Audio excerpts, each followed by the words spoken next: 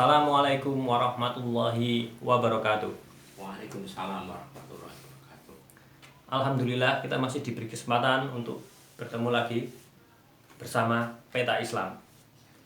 Masih dengan Ustadz Ajib Setiabudi, kita mau membahas surat berikutnya yaitu surat Al-Kafirun. Tetapi sebelum menonton video jangan lupa untuk like, subscribe, komen, dan share sebanyak-banyaknya. Langsung saja kita sambut beliau. Assalamualaikum Pak Ajib. Waalaikumsalam warahmatullahi wabarakatuh. Ya, masih tetap semangat ya ini pokoknya untuk selalu mengulas surat-surat yang ada di dalam Al-Quran agar teman-teman bisa menambah wawasan lah di dalam memahami ilmu-ilmu tentang Al-Quran ini. Monggo Pak Ajib, waktu dan tempat langsung saja saya persilakan. Terima kasih. Assalamualaikum warahmatullahi wabarakatuh. Waalaikumsalam warahmatullahi wabarakatuh. Innal hamdalillah nahmaduhu wa nasta'inuhu wa nastaghfiruh wa na'udzu billahi min syururi anfusina wa min sayyiati a'malina. May yahdihillahu fala mudhillalah wa may yudlilhu fala hadiyalah. Asyhadu an la ilaha illallah wa asyhadu anna Muhammadan abduhu wa rasuluh. Allahumma sholli ala Muhammad wa ala alihi wa sahbihi ajma'in. Baik, kali ini tadabbur kita akan surat Al-Kafirun. Ya. Jadi surat Al-Kafirun itu merupakan surat yang ke-109 ya.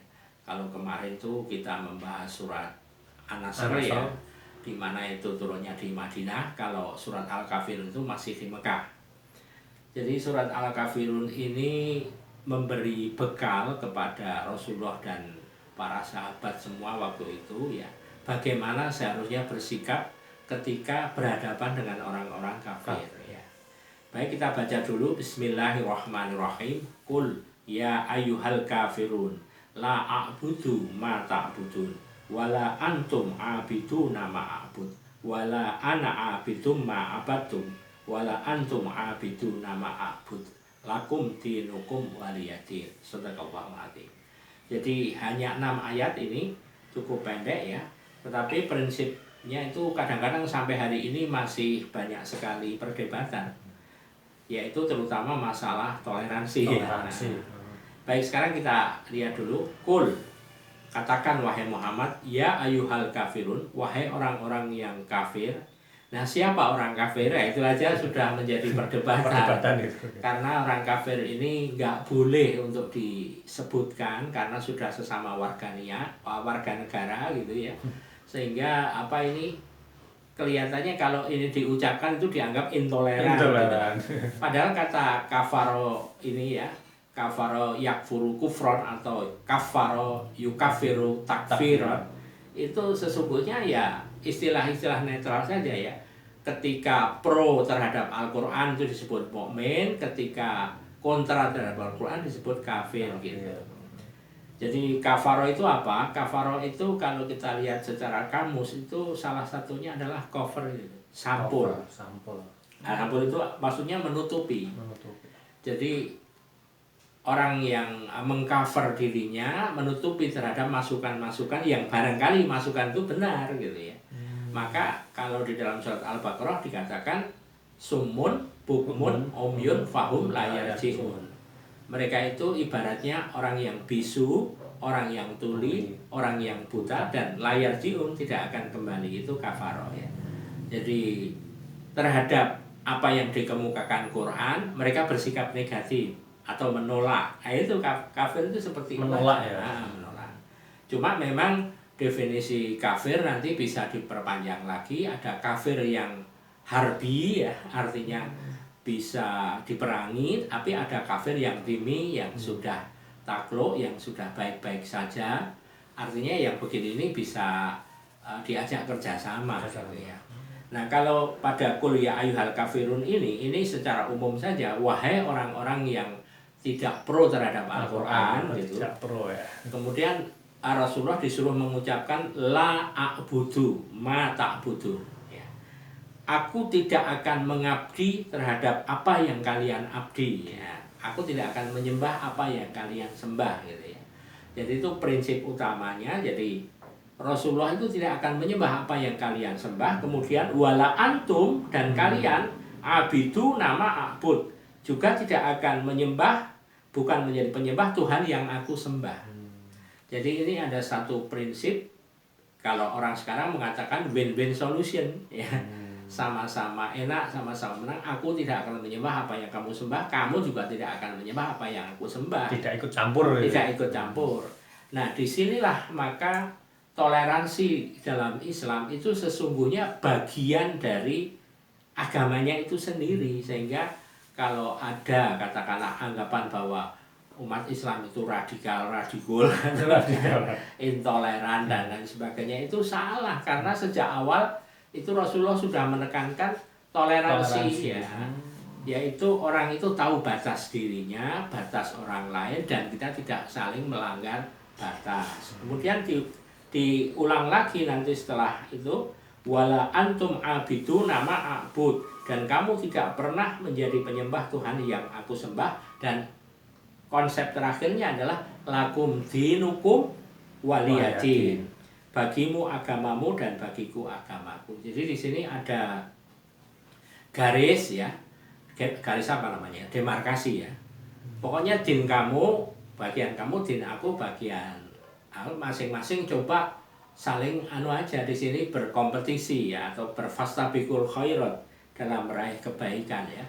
Jadi kalau ada upaya-upaya yang lebih dari itu, nanti bisa melanggar. Misalnya begini upaya itu. Kalau Rasulullah itu kepenginnya dulu diajak kerjasama dalam pengabdian ya. Misalnya begini, kalau dalam bahasa kita, kalau minggu ya, itu mbok ya rame-rame yuk ke gereja gitu. Atau kalau Jumat rame-rame ke masjid gitu. Atau mungkin kalau vihara itu hari apa, Rabu atau apa gitu ya. Jadi biar kelihatan guyup, biar kelihatan Pancasila gitu ya. Maksudnya dicampur gitu ya. Nah ini jawabannya itu tidak bisa. Jadi biarlah kalau minggu mereka itu mengabdi ke gereja, itu yang Katolik, yang Kristen, yang Protestan, yang Islam kalau Jumat ya ke masjid gitu. Kita nggak boleh ganti-ganti begitu ya. Apalagi menganggap agama itu sama, itu nggak bisa. Itu. Tapi kalau semua agama ada kebaikannya ya oke ya. Tapi kalau sama ya itu nanti jadi melanggar batas ini. Batas surat tersebut ya. Iya. Jadi sebatas kalau misalnya kalau minggu misalnya orang-orang ke gereja, kemudian kita di dekat gereja itu punya pekarangannya dipinjam untuk parkiran, nah itu oke saja. Disinilah maka surat ini berkait dengan masalah hablum minallah wa hablum minannas, di mana Allah itu tidak akan menimpakan kehinaan ya apabila kita selalu berpegang kepada hablum minallah dan hablum minannas. Hablum minallah itu ya ajaran Allah itu, hablum minannas itu menjadi hubungannya dengan sosial manusia ya, sosial. Nah, maka memang dalam menjaga hubungan dengan manusia ini ada perlu yang harus kita ketahui, itu termasuk misalnya tentang toleransi. Jadi toleransi itu kalau secara Quran itu adalah membiarkan orang lain berurusan dengan urusannya dan kita tidak ikut mencampuri tetapi menghormati. Ya. Tidak mencampuri tapi menghormati. Ya, itu dulu. Nah, sebenarnya penasaran sama istilah kafir itu sendiri, Pak Najib. Kalau dalam konteks surat Al-Kafirun itu, apakah kafir yang dimaksud itu non-muslim? Kalau kafir ini dalam arti umum ya, artinya sebetulnya dikatakan non-muslim juga bisa, tetapi intinya adalah pendukung tadi, pendukung Quran. Pro dan kontra ya, pro dan kontra. Jadi orang yang mukmin itu yang pro kepada Rasulullah, tidak seperti sekarang. Kalau sekarang itu kan banyak orang yang mengaku mukmin, ya, itu tetapi kalau Islam itu Islam. Tetapi kalau ini program Rasulullah begini-begini ya tidak ngikuti kan itu kafir atau munafik kan? Iya.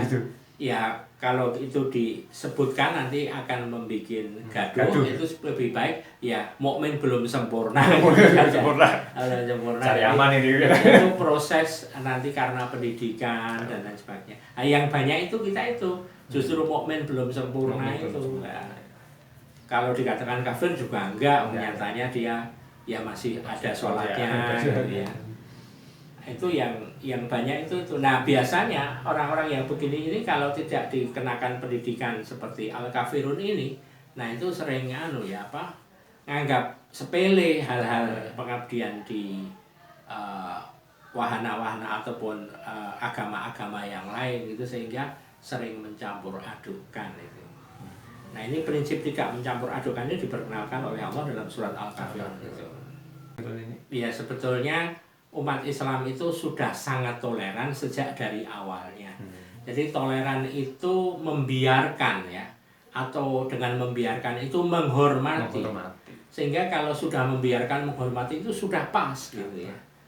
Nah, kalaupun nanti ada hal-hal misalnya yang digotong royongkan, itu ya baik-baik saja sebatas itu tidak mencakup masalah ibadah mahdhah ya.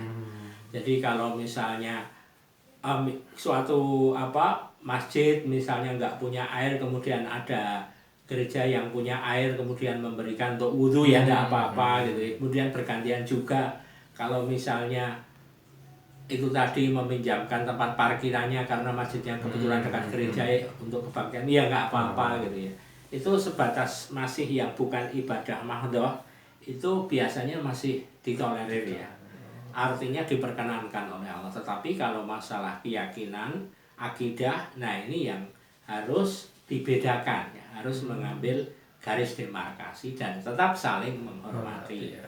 Makanya itu tadi adalah tadabbur ya, penjelasan mengenai surat Al-Kafirun. Mudah-mudahan bisa dipahami pelan-pelan dan mudah-mudahan bisa menambah wawasan kita dalam memahami surat Al-Kafirun. Jangan lupa untuk like, subscribe, dan komen. Apabila ada pertanyaan atau mungkin saran dan kritik, persilahkan. Saya cukupkan sekian dulu, Pak Acep. Kurang lebihnya mohon maaf. Wassalamualaikum warahmatullahi wabarakatuh. Waalaikumsalam warahmatullahi wabarakatuh.